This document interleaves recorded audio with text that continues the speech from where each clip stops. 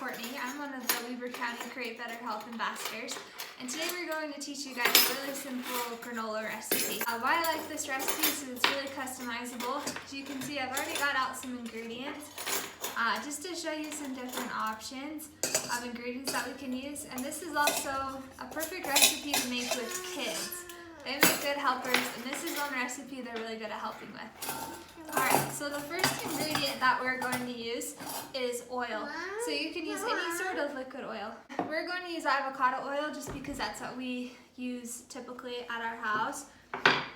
And we're going to need a half a cup of oil. So I'm going to measure that out. And I didn't pre-measure this out just because I wanted Ellis to help me, my little helper here.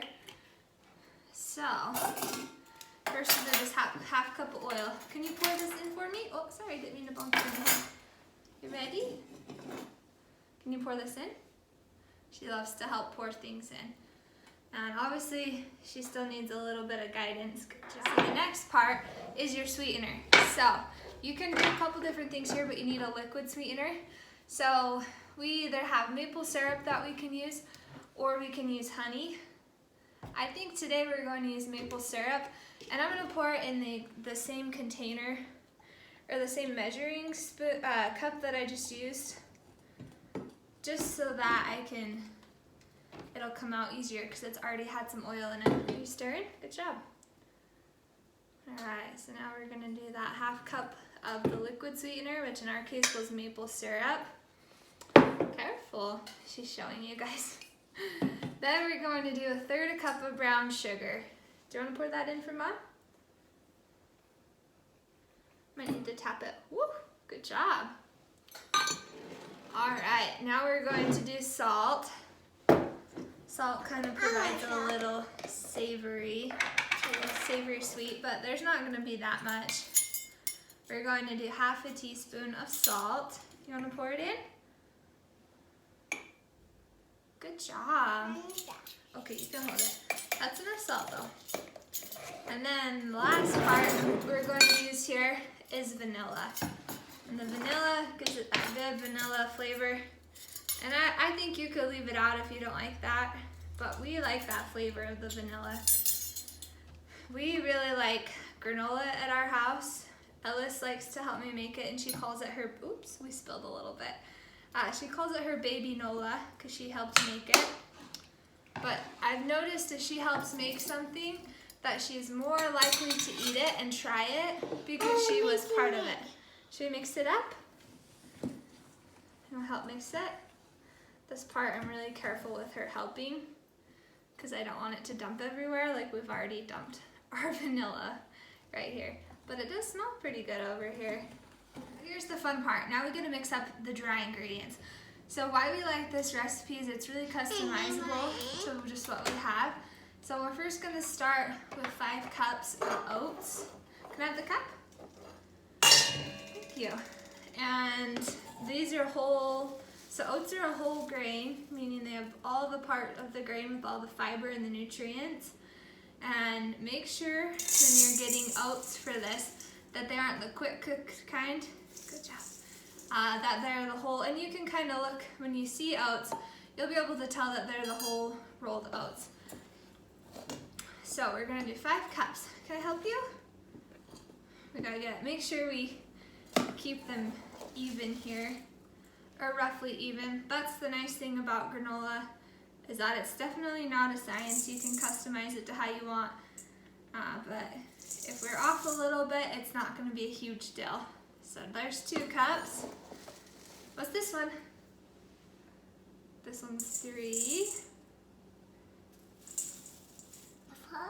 4's next, yep. 3. And we washed her hands really good before this, because this is the part she really likes to get in there and help. And you'll see in a minute why we each have our own spoon, because she'll definitely want to take her turn with that. Okay, go ahead and dump that in there.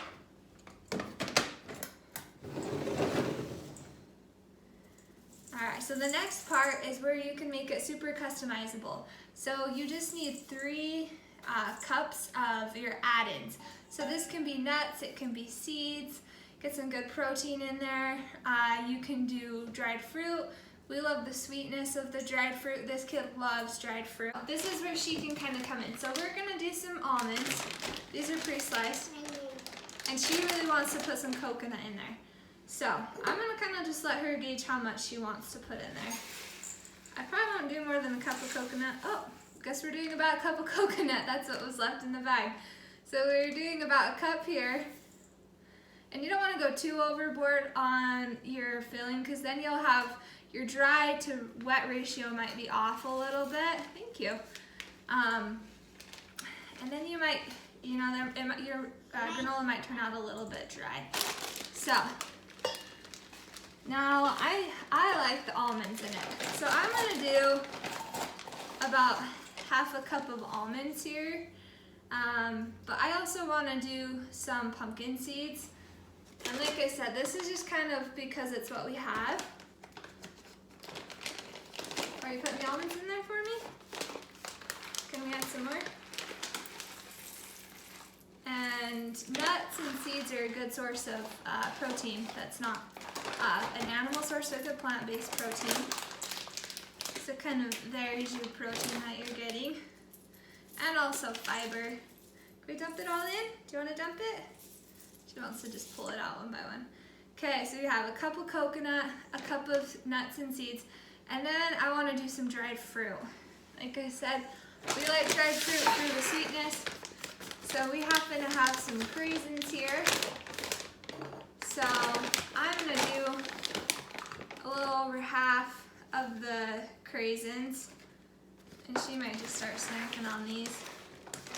These are her favorite. Or are you putting them in? Thank you. And then we also have some dried blueberries, which I think will be kind of fun to have the two different colors and the textures. So let's finish up our third cup here. I'm really surprised she hasn't tried one yet.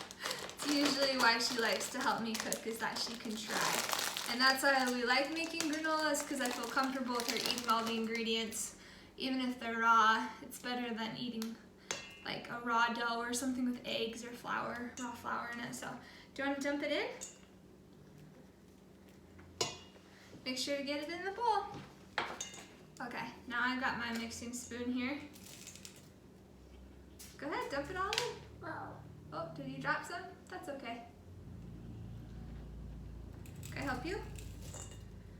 And they might need extra help to make sure it all lands in the bowl. And she's making sure some of the stuff on the table gets put in here. But don't worry, we washed our hands.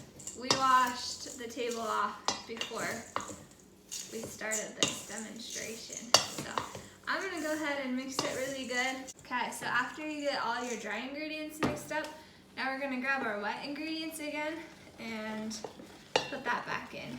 And before we add that together, I just want to show you guys one more time what everything's looking like. So that's what our wet ingredients look like. And this is what our dry ingredients look like. Kind of a fun assortment. We've got the green from the pumpkin seeds. They're the inside of the pumpkin seeds, so they're called pepitas, I think is how you say it. And then we've got the red and the blue. So I'm gonna go ahead and dump this in. But like I said before, oats are a whole grain. So with grains, we try to keep half of our grains whole. So if having that oats as that could be some of your whole grain for the day. And we like to eat this for breakfast. This is probably one of our favorite things to have. We make some Greek yogurt. We whip that up, and then we'll sweeten it with a little bit of honey or maple syrup. And then we put some fruit on top, some fresh fruit, whether that be bananas or strawberries or blueberries or some fruit, frozen fruit, just kind of whatever we have based on what's been on sale lately. And then we top it with granola. So like I said, this is one of our favorite recipes because we like the customizable. And it's just so much cheaper than buying it from the store, especially if you keep a lot of these ingredients stocked in your pantry. We got our oven preheated to 325 right now. So what we're going to do is get a pan. We're going to pack it in the pan and then put it in the oven.